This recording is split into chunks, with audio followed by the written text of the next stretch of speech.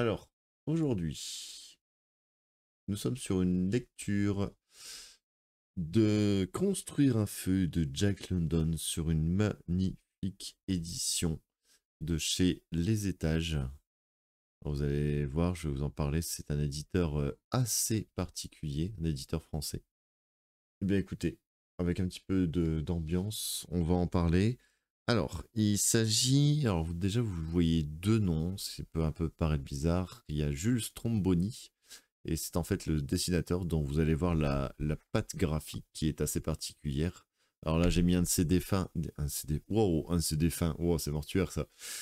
Un de ses dessins en fond du live, mais là vous voyez un autre dessin, vous en avez vu un aussi sûrement via le Starting Soon, ce magnifique loup, il est vraiment, vraiment sublime.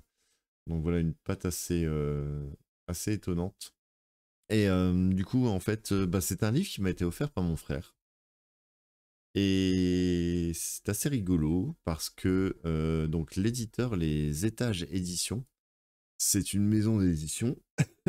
Donc je rappelle qu'une maison d'édition, en termes de livres, c'est ceux qui sont chargés de vendre le livre euh, aux, aux boutiques, aux librairies, pardon, et qui s'occupent aussi de la mise en page, tout ça. Et c'est ceux qui font la publicité d'ailleurs. Donc ce sont les commerciaux, quoi. Et bah, les étages d'édition, ils s'appellent pas comme ça pour rien. En fait, c'est la maison d'édition la plus haut perchée de France, si je puis dire. En fait, c'est une maison d'édition qui est isolée. Je crois que c'est dans les Alpes qu'elle se trouve très très haut dans les Alpes. Euh, c'est vraiment une toute petite maison d'édition. Surtout qu'ils ont fait 3 livres. 3 livres. C'est pas grand chose. Et en fait, c'est une édition assez rare. Alors, c'est récent. Vous pouvez un peu la trouver partout sur Internet quand même. Ils la vendent pas trop mal, je pense, cette édition. Et elle doit fonctionner parce que c'est quand même présent sur Amazon et sur d'autres sites. Mais voilà, c'est une édition qui reste assez rare parce que sûrement il n'y en aura pas beaucoup de distribués. Et vous allez voir qu'elle est assez particulière parce qu'elle est illustrée de dessins la plupart du temps et avec une mise en page aussi assez bizarre. Alors là, peut-être que vous voyez pas, je vais vous montrer le livre plutôt à la caméra. Et le format est un peu bizarre aussi hein, parce que vous avez un livre qui est plus large que haut, alors qu'en général les livres qu'on a c'est plutôt ça. Et c'est un beau livre. Voilà. Donc très belle pièce que je vous montre là. Donc je tenais à, vu que c'est un livre assez visuel, je tenais à faire la lecture via ce livre. Quand je filme les livres que je suis en train de lire, bah, je me dis autant faire des livres qui sont beaux, pas des minuscules petits romans poche pas très beaux qui n'auraient pas trop d'intérêt. Voilà, voilà. Alors, ça sera plus lecture audio. Aujourd'hui, à part quand je vous alerterai, je vous dirai regardez cette image-là, ça nous rappelle tel moment dans l'histoire. Bon, voilà, là vous regarderez. Après, vous pouvez suivre la lecture des yeux, mais c'est écrit assez petit, vous allez voir, c'est pas forcément le plus agréable à suivre du regard. Là, on est plus dans une session lecture audio avec une petite musique de fond assez sympathique pour profiter de l'ambiance. Voilà. Donc, Jules Stromboni, on vient d'en parler, c'est le dessinateur et l'acteur, j'allais dire non, l'auteur, le romancier, c'est Jack London, l'un des Américains les plus célèbres dans la littérature. Un monsieur qui a vendu des milliers, des milliers, des milliers de livres. Il est très, très, très connu. C'est facilement l'un des 5 écrivains les plus connus au monde. Et c'est quelqu'un qui avait un goût pour l'aventure et qui le retranscrit dans ses livres, hein, comme je le fais en 5e avec mes élèves et qui le feront bientôt, euh, l'histoire de l'écrivain aventurier. Donc voilà, voilou.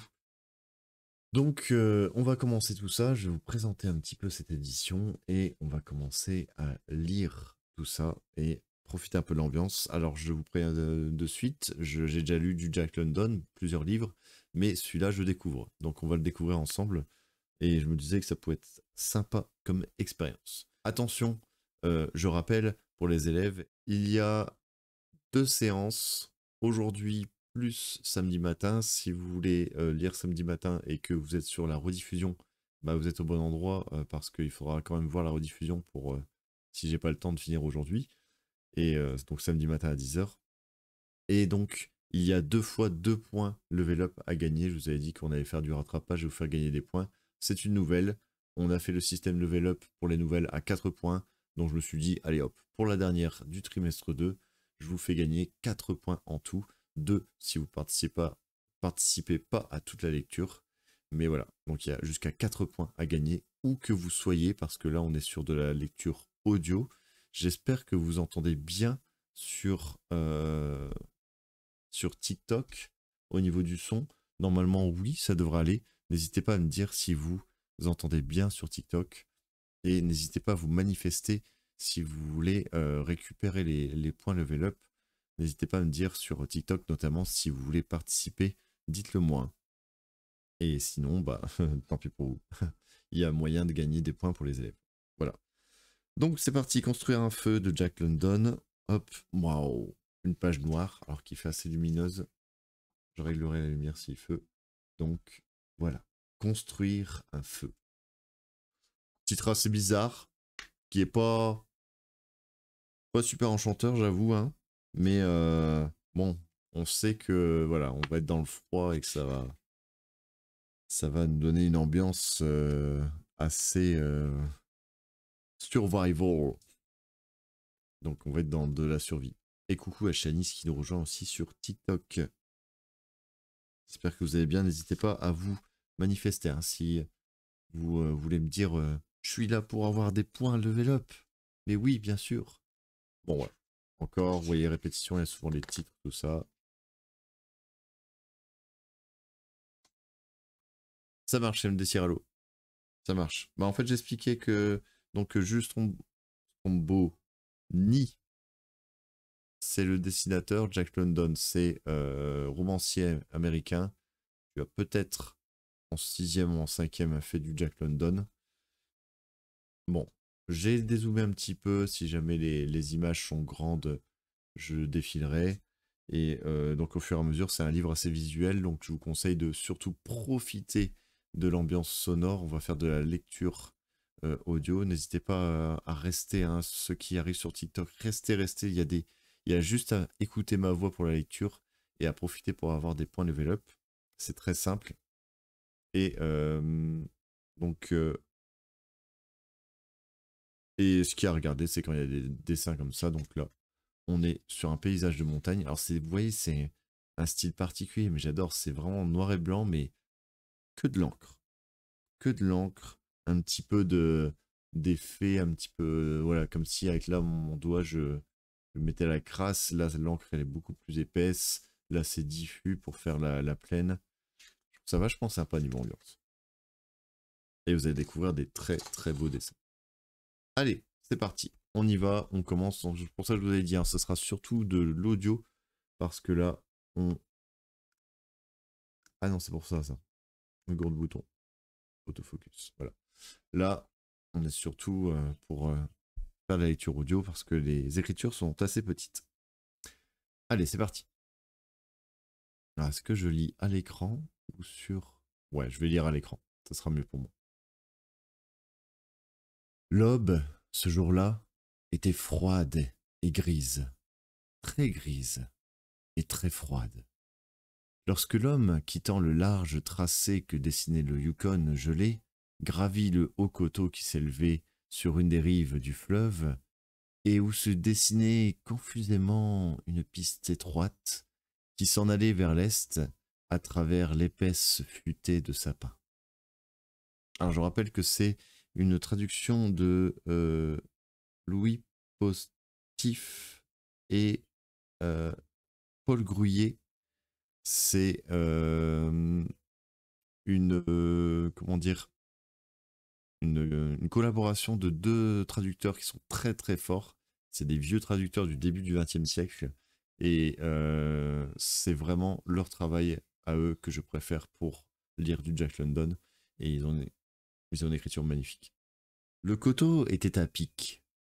Une fois arrivé au sommet, l'homme fit une pause pour reprendre haleine. Puis, machinalement, il regarda sa montre. Elle marquait 9 heures. Il n'y avait pas de soleil, pas un soupçon de soleil, quoiqu'aucun nuage ne fût au ciel.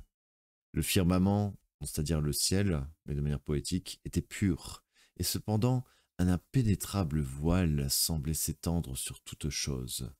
Des ténues et fines ténèbres qui n'étaient pas la nuit, mais l'absence de soleil, tamisaient le plein jour et l'obscurcissaient. Donc on est vraiment sur ce manteau un peu neigeux, sur lequel on ne voit plus rien. Alors là, vous avez un peu cette ambiance. Là, vous voyez pas vraiment le ciel, hein, juste un petit morceau. Mais voilà, espèce de fleuve un peu recouvert par la glace. Mais quand même, voilà, ça fait une crevasse, l'eau. Et donc, il n'y a rien écrit. Hein. Je ne vous montre pas la page de gauche. Quelquefois, il y a des moments un petit peu de pause. C'est ça qui est sympa dans ce livre. C'est ces moments de contemplation un petit peu qu'on a comme ça. Où cette édition, elle nous demande de regarder un peu l'image et de réfléchir, de se poser dans l'ambiance entre deux morceaux de lecture. Et bah regardez, il y a deux d'affilée. Donc là encore une fois. Là on est plutôt sur le paysage d'un lac, j'ai l'impression. Vous voyez, là c'est sur deux montres, sur 2 pages, d'affilée, comme ça. Il s'éclate. Pas un morceau de plus de texte, 2 images. Très très visuel. Ah, et là, vous avez l'image qui correspond à la couverture. Avec le monsieur, vous voyez, une belle barbe là qui doit bien lui tenir chaud en hiver comme ça. C'est souvent des paysages neigeux hein, chez Jack London. Et là, on a la suite. De cela, l'homme n'était pas inquiet. Depuis bien des semaines, il n'avait point aperçu le soleil. Il savait que beaucoup d'autres devaient s'écouler encore avant que le globe joyeux, rompant la longue nuit polaire, commençât. Pendant quelques secondes, tout d'abord, à émerger vers le sud, au-dessus de la ligne d'horizon. Elles sont longues les phrases, hein. Mais se retournant, l'homme jeta un regard en arrière. Vers la longue... Page qui se casse la tronche. Je vais plutôt tenir comme ça.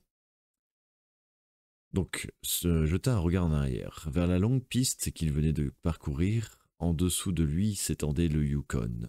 Donc c'est aux États-Unis, hein. Enfin, c'est plutôt l'Alaska, on va dire. Et bonjour Jules. Bonjour, bonjour, bonjour. Et Laouni, si tu es là aussi. Et n'hésite pas à rester, Jules, si jamais tu veux gagner des points sur ta fiche Level Up et profite donc de l'ambiance de cet homme qui est dans la nature en Alaska. Et pour l'instant, il ne se passe pas grand-chose. Écoutez donc. Donc en dessous de lui s'étendait le Yukon, large d'1 mille et prisonnier sous 3 pieds de glace. Et cette glace elle-même était ensevelie sous 3 pieds de neige. Vous imaginez l'ambiance qu'il y a. La neige immaculée, c'est-à-dire qu'il n'y a même personne qui marche à cet endroit-là. Ondoyée en 1000 ondulations. Oh, c'est trop beau comment c'est écrit et comment ça se lit. Ondoyée en molles ondulations, pardon. Là où elle recouvrait les blocs chaotiques qui s'étaient formés lors du gel du fleuve. Ils sont trop forts les traducteurs. Pardon, je m'extasie. Vers le nord et vers le sud, aussi loin que l'œil pouvait porter, s'étendait cette blancheur infinie, sur laquelle une ligne grisâtre, je suis fatigué, mince comme un cheveu, serpentait en contournant les îles recouvertes de noirs sapins qui égrenaient sur le... Ouais, c'est ça, sur le fleuve leur chapelet. Ouh, c'est quoi tous ces likes, Jules? Merci, c'est gentil. Cet imperceptible trait était celui qui venait de suivre l'homme. La piste connue qui, longue de 500 milles vers le sud, s'en allait dans cette direction, vers les passes du Chilkoot, vers DA, je pense que ça doit se dire en américain DA, et le Pacifique. Vers le nord, la piste du fleuve conduisait à Dawson, distant de 63 000. Puis, mille à mille, on va dire kilomètre après kilomètre, hein, pour convertir vite fait, vers le détroit de Bering et le fort Saint-Michel sur la mer polaire. Donc, vous voyez, le détroit de Bering, c'est ce qui, en Alaska, va rejoindre l'Asie. Ok? Si vous voulez vous repérer un petit peu, n'hésitez pas à regarder une carte en même temps si vous ne savez pas du tout où ça se trouve l'Alaska. On ne vous en voudra, on vous en voudra pas les petits élèves. Mais ni la ligne mystérieuse de l'horizon lointain, ni l'absence du soleil, ni le froid terrible qui sévissait, ni toute cette ambiance de fantastique désolation ne troublaient l'homme au-delà de ce qu'il était nécessaire. Il a l'air d'avoir l'habitude des tempêtes de neige et des déserts de neige désert, hein, parce des déserts de neige vides, mais bon, c'est le but d'un désert. Mais un désert, attention, c'est pas forcément avec du sable, hein. Ça peut être avec de la neige. Ce n'était point qu'il fût autrement blasé de ce spectacle. Il était un nouveau venu. Ah, bah au contraire. Un Tchétchako, peut-être pour les Indiens. Et c'était son premier hiver sur la terre du Nord. Mais nulle imagination superflue ne venait jeter la peur dans son cerveau. Bon, c'est un gros dur, hein, le mec. D'esprit énergique et net devant les réalités, il ne s'attardait point à philosopher sur elles. En face de la formidable nature qui l'étreignait, il ne méditait point sur la fragilité de l'être humain, sur la place qui lui a été assignée dans l'univers, sur les limites extrêmes du chaud ou du froid, qui lui permettent d'y vivre ou l'y condamnent à mourir. Et s'il succombe, sur l'immortalité de son âme. 50 degrés sous zéro ne l'impressionnait pas plus, en eux-mêmes, que 80 degrés. Ouah, c'est un petit peu exagéré quand même. Tout ce qui l'intéressait dans... Alors là, c'est le monsieur, là. Ouais, comme ça, il... Enfin, un gros dur, il a pas peur du froid, quoi.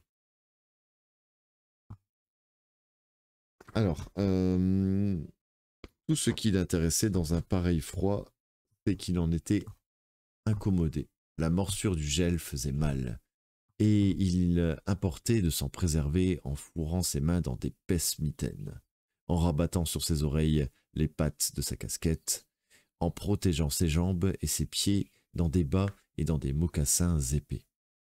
50 degrés sous zéro, c'était un fait et rien de plus. C'est marrant, on a souvent le côté dangereux de la neige, de la nature, du silence blanc, comme disait Jack London dans plein de nouvelles. Et là, on a un étrange personnage qui a l'air presque d'être un être adapté à la nature, alors que c'est un humain, alors que on sait que l'humain n'est pas forcément adapté à la nature, surtout quand elle est particulièrement dangereuse. Tournant donc de nouveau le dos au Yukon, il s'apprêta à continuer sa route, afin de se renseigner approximativement sur le froid qu'il pouvait faire. Il cracha. Ah bah oui, pas bête. Il entendit un bruit aigu, pareil à une petite explosion, ce qui fit un peu tressaillir. Il cracha de rechef, à nouveau, parce que Marguerite ne fonctionne pas, j'ai pas renouvelé son abonnement encore, je vais le faire plus tard. Il cracha de rechef, et pour la seconde fois, avant de choir sur la neige, la salive claqua dans l'air. C'est-à-dire que sa salive, elle se transforme en gel directement alors qu'elle n'a même pas encore touché la glace. Incroyable. L'homme n'ignorait pas qu'à 50 degrés sous zéro, la salive claquait au moment où elle touchait le sol. Mais pour avoir ainsi explosé dans l'air, c'est que le froid, sans aucun doute, dépassait 50 degrés. De combien? Il ne le savait pas. Et que lui importait, en somme. Tout ce qui l'intéressait, c'était de rejoindre sans encombre d'autres hommes qui l'attendaient sous la fourche gauche de l'Henderson Creek, petit affluent du Yukon, où se trouvait leur claim. Alors leur claim, en fait, sûrement, c'est l'or qu'ils recherchent, parce que souvent, c'était à cette époque-là l'histoire de la ruée vers l'or qu'avait faite Jack London, et c'était des hommes qui étaient prêts à braver les pires conditions climatiques pour aller chercher de l'or. Seul problème, c'est que quand ils sont arrivés là où ils voulaient aller, ils trouvaient quasiment pas d'or. L'équivalent de quoi, 10-15 euros, pas plus. Et encore, je crois que c'était moins que la plupart trouvaient.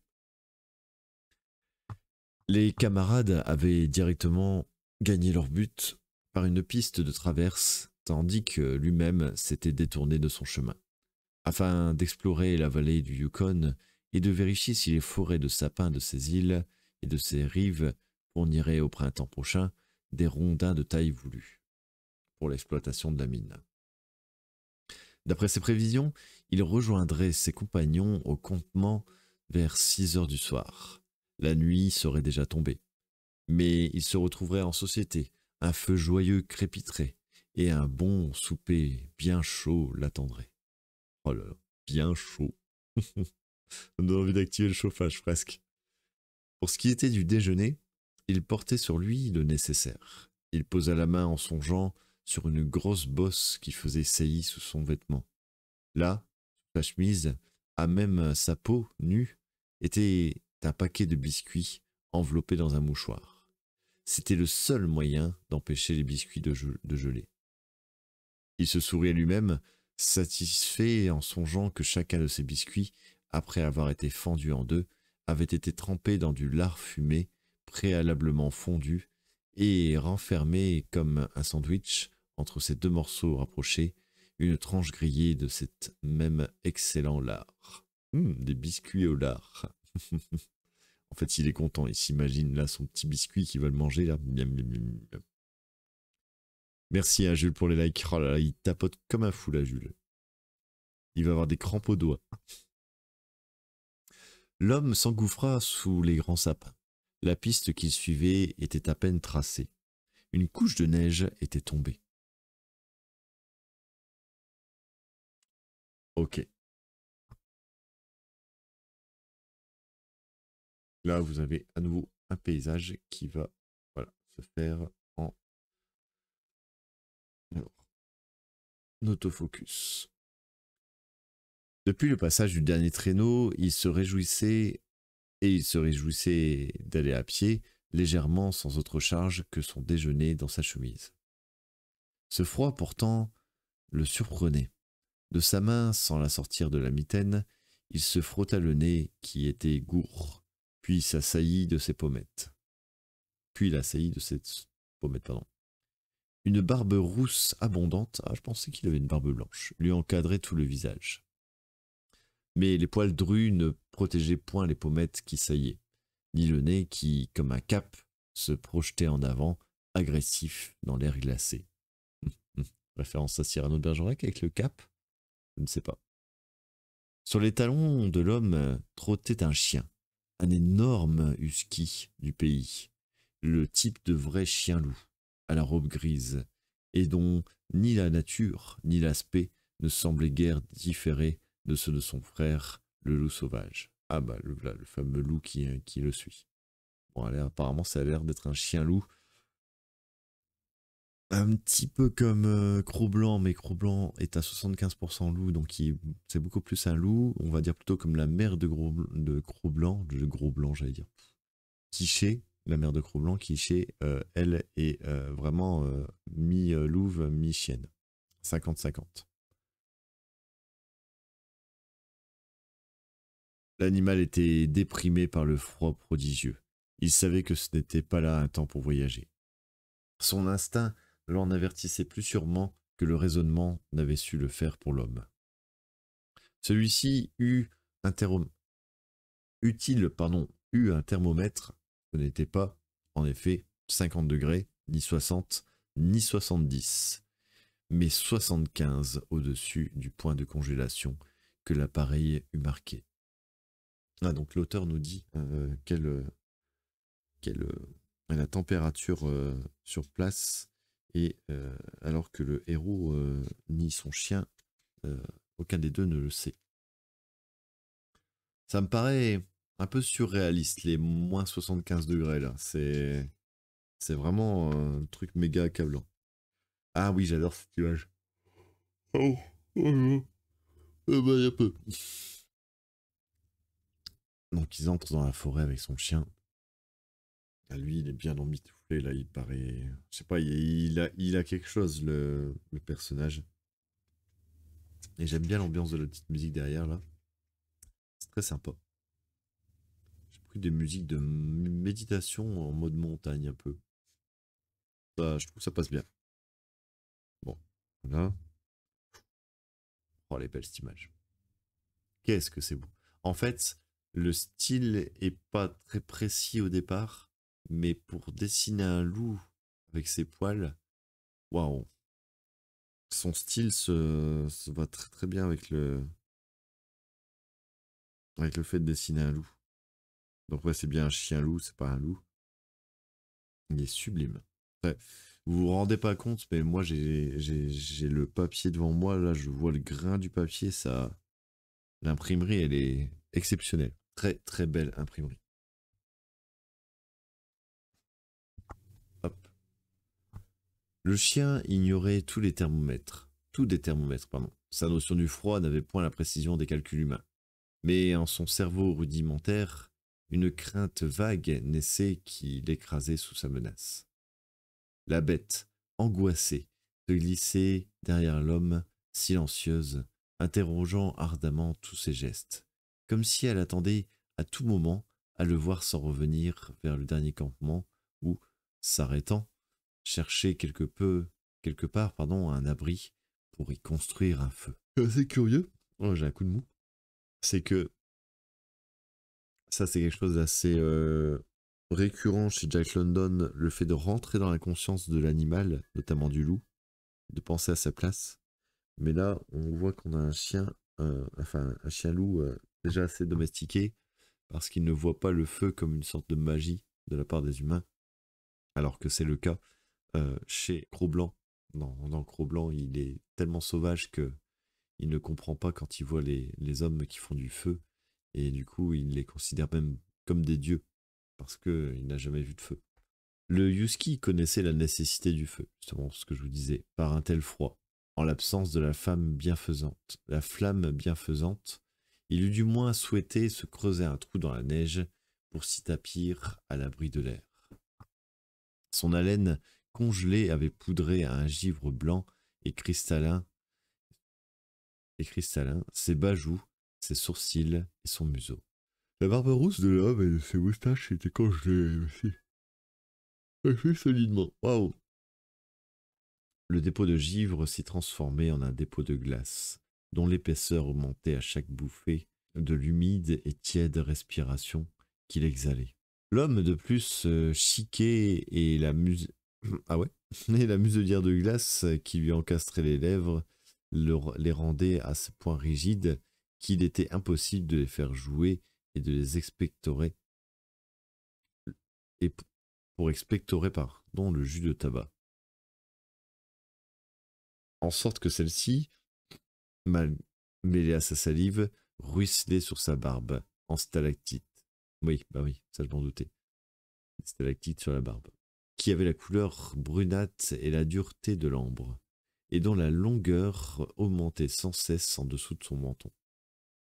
Si l'homme était tombé, sa barbe se fut brisée en morceaux. Mais il se couchait peu de cet appendice. Tous les chiqueurs payaient au froid le même tribut, dans le Northland.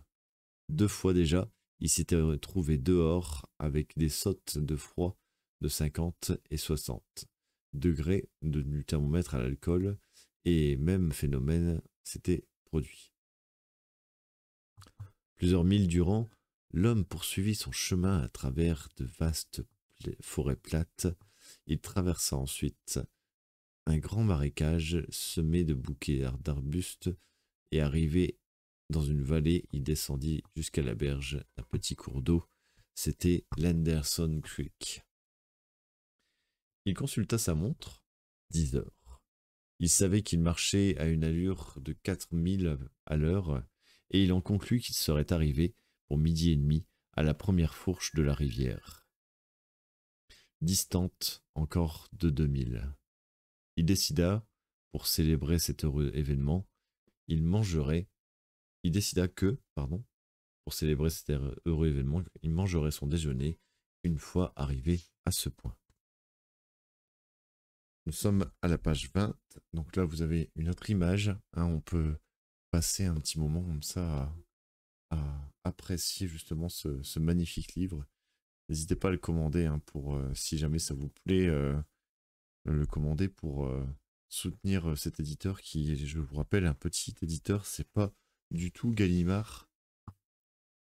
Il y a quand même des beaux livres quelquefois et ils méritent qu'on s'intéresse à eux. Bon, le petit focus, ça serait pas mal. Voilà. Allez, c'est parti. Suite de la lecture. Le chien, découragé, la queue pendant entre les jambes, reprit sa place derrière les talons de son maître, qui, de sa démarche légèrement balancée, se mit à suivre le lit de la rivière. Plus profonde, la piste laissée par les derniers traîneaux qui avaient passé là était encore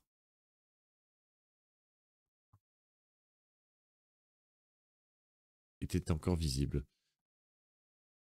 Parce que j'ai le livre qui bouge un peu. Mais la neige avait recouvert toute trace de pas humain. Il y avait un mois que personne n'avait remonté ni descendu le silencieux vallon. L'homme allait toujours d'un pas régulier. Son cerveau ne remuait pas de réflexions inutiles. Il ne pensait à rien, sinon au déjeuner, dont l'instant approchait et qu'à 6 heures du soir, comme nous, il aurait retrouvé ses camarades. Il ne disait rien non plus, pour la raison majeure qu'il n'y avait personne avec qui engager la conversation. Et d'ailleurs, il lui voulait parler qu'il ne l'aurait pu. Il lui voulut parler qu'il ne l'aurait pu, par l'effet de cette muselière de glace qui lui fermait la bouche. Il se contentait de mâcher uniformément son tabac et d'allonger ainsi sa barbe d'ambre. C'est beau. La seule pensée qui lui revenait parfois, c'est qu'il faisait réellement froid, que jamais encore il n'avait connu une pareille froidure. Ah, il commence à craquer, hein, tout doucement. On va voir ce qui va arriver au personnage. Mais voilà, il n'était pas spécialement gêné par le froid au départ, il avançait, voilà, il ne se posait pas de questions.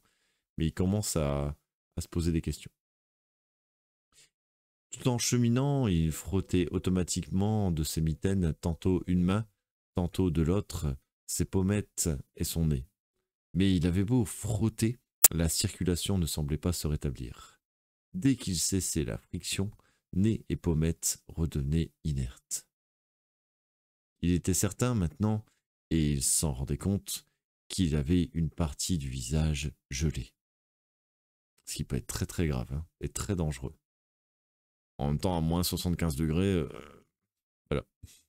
Il regrettait de ne se n'être point fabriqué avec du cuir un masque spécial. Oui, il aurait fallu, hein, il faut une combinaison complète, hein, retenu par des courroies tels que celui que portait Bud, son camarade, lorsque la température baissait brusquement. Mais, bah, le seul malheur n'était point considérable. Le malheur, n'était point considérable. Pourquoi je t'ai dit seul, je sais pas. Avoir le nez et les joues gelées était fâcheux, assurément, et fort douloureux par la suite. Mais on n'en mourrait pas, et c'était le principal. Ouais. Il y a, comment il s'appelle, un aventurier américain, là.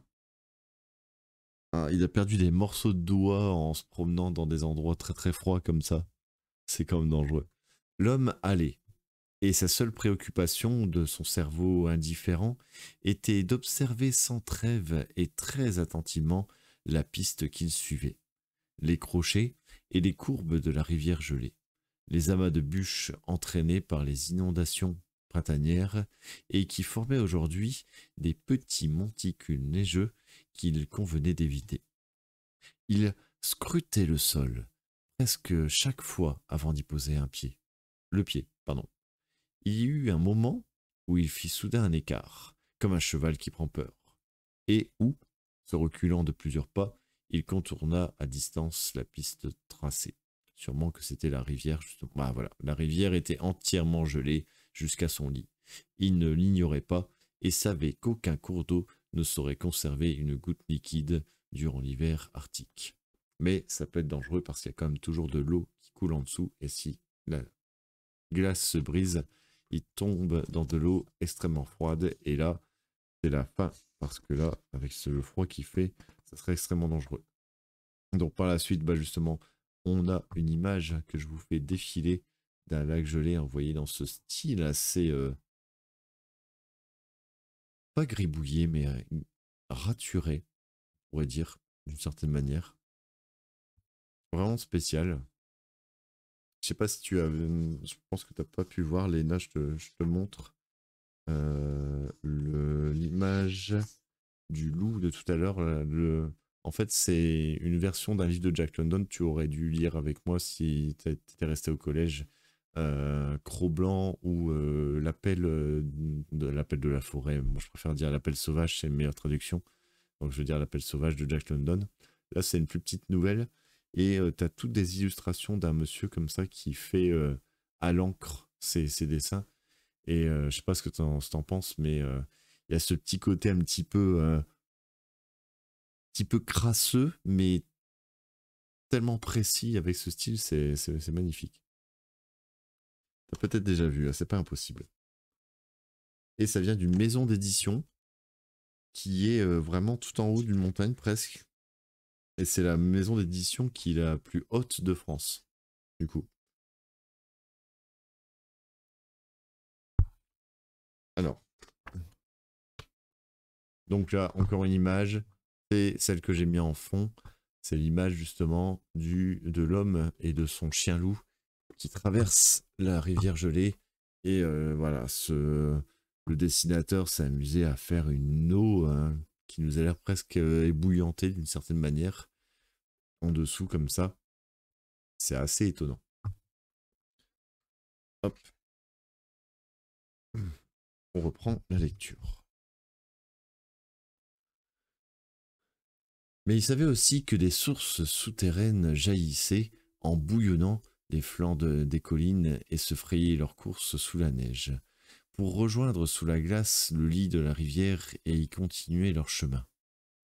Même durant les plus grands froids, ces sources, que la neige et la glace protégeaient du contact de l'air, ne se prenaient jamais. Un grave danger en résultait et elles constituaient de vraies chausses-trappes. La couche neigeuse qui les recouvrait et dissimulait était épaisse, parfois de 3 pouces seulement, parfois aussi de 3 pieds. Il arrivait encore qu'une série de nappes d'eau et de couches de glace se superposaient sous la neige, en sorte que si la carapace supérieure venait à s'effondrer, celle qui suivait en faisait autant, et quiconque tombait dans l'un de ces traquenards était exposé à se retrouver dans l'eau jusqu'à mi-corps. Telle était la cause de l'effroi qui tout à l'heure s'était emparé de l'homme. Il avait senti la glace se dérober sous ses pas et entendu sous lui un craquement sinistre. Je rappelle que le mot sinistre vient du mot sinistra en latin qui veut dire gauche, mais aussi qui veut dire la mort. Donc voilà. Donc un craquement sinistre, ça veut dire un craquement qui aurait pu signifier sa mort. Or, par cette température, avoir seulement les pieds mouillés pouvait être cause de graves et de dangereux désagréments. Oui, bon, c'est la fin, quoi, si ça vous arrive de ce temps-là. À moins 75 degrés, ça fait mal. Et coucou à ceux qui nous rejoignent sur TikTok, n'hésitez pas à profiter de l'ambiance. Et si vous restez assez longtemps, vous pourrez aller vous manifester auprès de moi jeudi ou vendredi pour aller réclamer vos points level up. Ça peut être bien parce qu'à partir de 10 points, vous pouvez avoir des points bonus. Donc n'hésitez pas à vous manifester. Euh, et à dire que vous allez rester sur la lecture. Là, on va faire encore une grosse demi-heure de lecture. Le moins pour lui qu'il en put résulter était de retarder son voyage en l'obligeant à construire un feu qui lui permit de se déchausser et de sécher à la flamme ses bas et ses mocassins. L'homme s'arrêta de marcher pendant un instant et observa la configuration de la vallée. Il conclut que les sources devaient venir de la droite, tout en continuant à se frotter de temps à autre le nez et les pommettes pour tâcher d'y ramener le sang. Il reprit sa route en appuyant vers la rive gauche du fleuve. Il allait avec précaution, éprouvant du pied à chaque pas la solidité de la glace. Puis le sol parut redevenir plus ferme et le danger disparaître. Il prit dans une de ses poches une nouvelle la glissa entre ses lèvres et, accélérant son allure, reprit sa marche à 4000 à l'heure. Pendant les 2 heures qui suivirent, il rencontra encore plusieurs de ces trappes. La neige, légèrement affaissée à ces endroits, y prenait une apparence cristalline particulière qui l'avertissait du péril.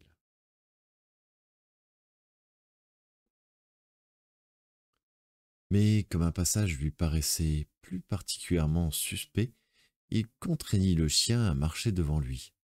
L'animal, de plus en plus collé à ses talons, s'y refusa d'abord. Il fallut que l'homme le menaçât et le poussa en avant. Et, de fait,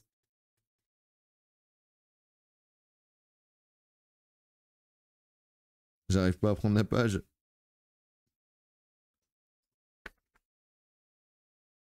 Oh, spoil. Le chien qui se hâtait n'avait point parcouru la longueur d'une vingtaine de pas, qu'il s'enfonçait soudain et culbutait dans un trou d'eau. Il se remit vivement sur ses pattes et s'éloigna vers un sol plus solide. Les pattes du chien avaient été mouillées et l'eau s'y était instantanément transformée en glace.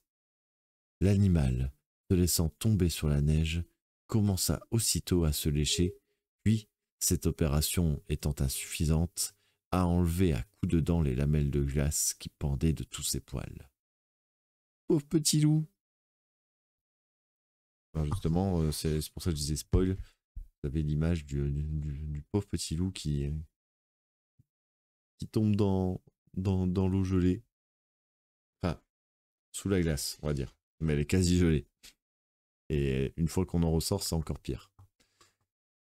C'est très dangereux pour lui. Est-ce qu'il va survivre? Nous allons voir.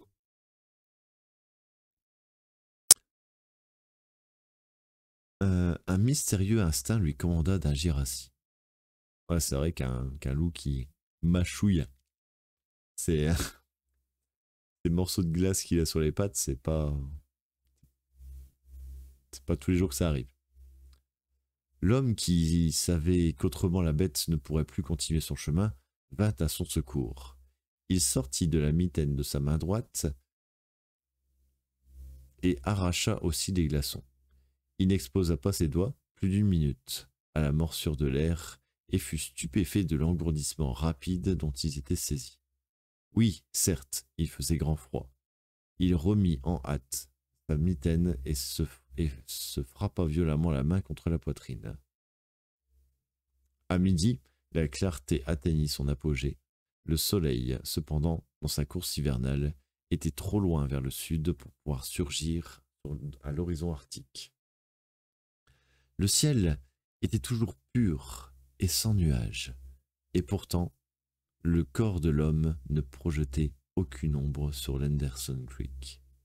À midi et demi précis, l'homme arrivait à la première fourche de la rivière. Il était satisfait de la vitesse à laquelle il avait marché. S'il la maintenait, il aurait certainement à 6 heures rejoint les camarades. Il déboutonna sa veste et sa chemise pour sortir son déjeuner. Cet acte indispensable ne lui prit pas plus d'un quart de minute. Mais ce court laps de temps avait été suffisant pour que de nouveau l'engourdissement s'empara de ses doigts exposés à l'air. Il tint bon cependant, et sans remettre sa mitaine, par 12 fois avec énergie, il frappa ses doigts contre sa jambe.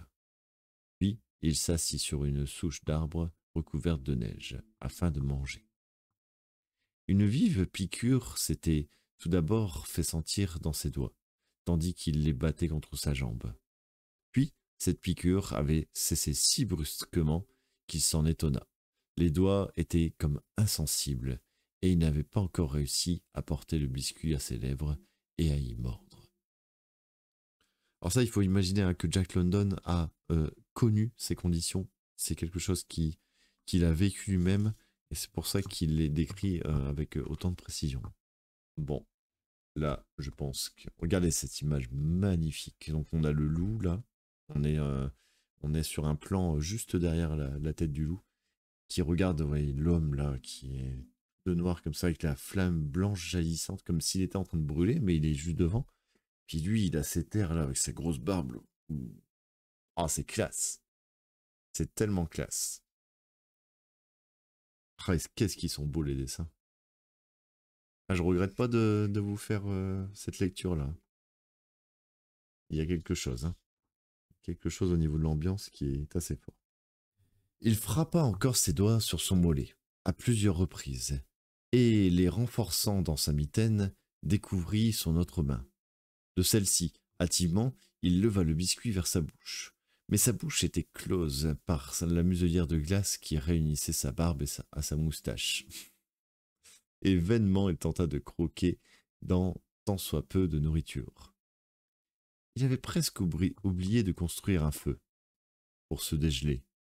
Et à cette pensée qui lui revint soudain, il se mit à ricaner en songeant combien il était sot. Mais, tout en ricanant, il remarqua que les doigts de sa main gauche, qui demeuraient exposés à l'air, étaient en train de s'engourdir, comme l'avaient fait ceux de sa main droite. Il remarqua encore que la piqûre qu'il avait, en s'asseyant, ressentie à ses 2 orteils, avait disparu. La chaleur était-elle revenue, ou au contraire, était-ce l'effet accru du froid? C'est vrai que la chaleur et le froid peuvent faire la même impression quelquefois. Il se le demanda. Il remua ses pieds dans ses mocassins. Les 2 orteils étaient gourds. Donc engourdis, j'imagine. Il remit précipitamment sa main gauche dans la mitaine et se leva tout de même un peu effrayé. Il battit la semelle jusqu'à ce qu'il sentit de nouveau une sensation de piqûre à ses doigts de pied. Il faisait froid, évidemment très froid. Le vieux bonhomme qui avait sa cabane sur le Sulphur Creek et avec qui il avait causé avant de se remettre en route, n'avait pas menti en lui disant combien il faisait froid parfois dans le pays. C'était alors moqué de lui. Cela prouvait qu'on ne doit jamais inconsidérément juger ce qu'on ignore. Il n'y avait pas d'erreur possible, il faisait froid. Et l'homme continuait à marcher de long en large, à frapper des pieds, à battre des bras. Les musiques sont merveilleuses, j'adore les musiques. Jusqu'à ce qu'enfin, la circulation s'étant rétablie, il se rassura. Alors, il entreprit construire un feu. J'aime bien comment cette phrase, elle revient un petit peu, elle a un petit écho, construire un feu. En fait, c'est pour ça que c'est le titre, je comprends. C'est comme un écho, c'est la nécessité, construire un feu juste pour survivre. C'est marrant, hein, un roman, enfin un roman, non c'est pas un roman, excusez-moi, une nouvelle, un récit court sur le thème de la survie comme ça. On sent que ce qui est important, c'est l'ambiance. Le reste, peu importe. C'est de poser une ambiance et de donner un peu le suspense là, on s'en fiche de ce qui est parti faire le héros. Tout ce qu'on veut savoir, c'est est-ce qu'il va survivre, lui avec son chien, est-ce qu'ils vont survivre? Et ça, je trouve ça bien, une histoire qui se focalise vraiment sur quelque chose de précis. Sous les broussailles qui bordaient la rivière et où la crue du printemps dernier avait apporté par paquets des brindilles aujourd'hui desséchées, il trouva le bois qui était nécessaire. Il établit avec soin un petit foyer, puis tira de sa poche une allumette en même temps qu'un morceau d'écorce de bouleau sur lequel il la frotta. Le bouleau s'enflamma plus rapidement encore qu'il n'eut à faire un bout de papier et le feu jaillit en sifflant. L'homme, se courbant à la flamme, fit fondre la glace qui lui recouvrait la figure. Puis, devant la bienfaisante chaleur, il sortit ses mains de ses mitaines et se risqua à manger ses biscuits. Il avait dominé le froid. Le chien, on n'en retourne pas la page, c'est de l'autre côté, satisfait lui aussi, s'allongea tout près du feu. Et en plus, les musiques, elles tombent au bon moment, quoi. J'adore. Je profite vraiment de l'ambiance. Hein. Je sais pas vous de votre côté là, mais moi je profite vraiment de l'ambiance. Donc s'allongea tout près du feu, le plus près qu'il fut possible, sans se roussir les poils. Bah, il vient de geler, ça serait dommage qu'il brûle. Son déjeuner terminé, l'homme bourra sa pipe et la fuma tranquillement. Puis il renifla ses mitaines, rabattit sa casquette sur ses oreilles et reprit la piste sur la fourche gauche de l'Henderson Creek. Le chien, désappointé, c'est-à-dire en colère, quitta le feu en rechignant. Cet homme, songeait-il, ne savait réellement pas ce qu'était le froid. Effectivement, aucun atavisme ancestral n'avait sans doute inculqué à l'homme la notion du froid, du vrai froid, du froid à 107 degrés sous zéro. Il n'en était point de même du chien. Ses ancêtres à lui avaient transmis leur expérience. Il n'ignorait pas qu'il est mauvais de s'aventurer au loin par une pareille température. C'est le moment, bien au contraire, de se coucher douillettement au fond d'un trou, dans la neige, et d'attendre pour en sortir qu'un rideau de nuages, s'étendant entre la terre et le ciel, vienne intercepter le rayonnement atmosphérique d'où prévient ce grand froid. Il n'existait entre le chien et son compagnon humain aucune intimité d'ordre affectif. L'un était esclave de l'autre. La seule caresse qu'il en recevait était celle de la mèche du fouet. Et toutes les bonnes paroles qu'il connaissait étaient ces bruits de gorge, rauques et menaçants, qui annonçaient des coups. Ah, pas cool. C'est triste. Là, ça rappelle plus... alors, ça arrive dans Cro-Blanc, mais ça rappelle plus ce que vit Buck dans l'Appel sauvage. Aussi le chien, en aurait-il eu les moyens, n'eût fait aucun effort pour communiquer à son compagnon ses appréhensions. Le bien-être de l'homme ne l'intéressait aucunement, et c'était pour lui-même qu'il souhaitait demeurer auprès du feu. Mais l'homme siffla et parla au chien d'un claquement de fouet. Le chien reprit sa place au talon de son maître et continua à le suivre. Le marcheur renouvela sa chique, la barbe d'ambre recommença à se former, tandis que, non moins rapidement, son haleine saupoudrait de givre ses moustaches, ses sourcils et ses cils. Sur la fourche gauche de l'Henderson Creek, les sources semblaient moins nombreuses, et pendant une demi-heure, l'homme n'en aperçut aucun indice. Voilou. Eh bien, on va s'arrêter pour ce petit live de lecture, qui était déjà pas mal. On est arrivé à la moitié de l'œuvre, je pense. Ce qui sera très bien pour terminer demain après-midi. On finit sur cette superbe image, là, vous voyez, du bonhomme avec son loup au pied de la montagne. Vraiment très, très belle. Voilà. On vous retrouve samedi matin pour la suite de cette belle histoire, Construire un feu. Si vous voulez, je vais mettre tout de suite la rediffusion sur YouTube, donc n'hésitez pas à revoir cette lecture si vous voulez en profiter pour gagner des points level up. Je vous rappelle que si vous participez à toute la lecture, que ce soit en rediffusion ou en live, là il n'y aura plus que samedi du coup, donc il faudra re-regarder la rediffusion de ce que je viens de faire. Vous pouvez avoir jusqu'à 4 points level up sur la fiche, donc profitez-en. Voilou. Allez, ciao YouTube, à samedi.